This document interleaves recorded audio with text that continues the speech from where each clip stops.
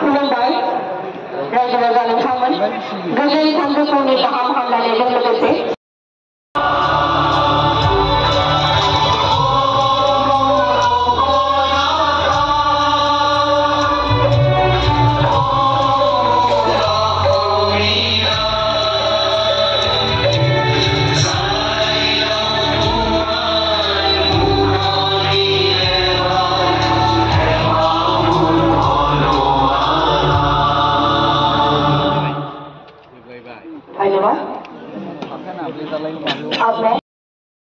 BPTR गोरोबथा सानखौ खुंफुंनो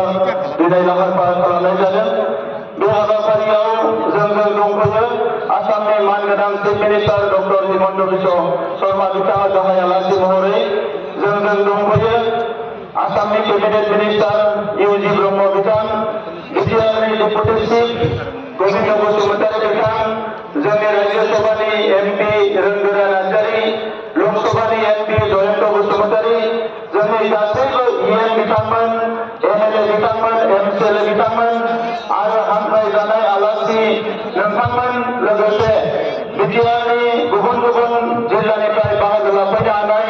सिबिनां आइ आफा रायजो राजा नोंथांमोन। दा बे समाव आङो बयनिसिमबो गोसो गोरबोनि गाहाम हामलायनाय बावहरबाय आरो बिटिआर गोरोबथायाव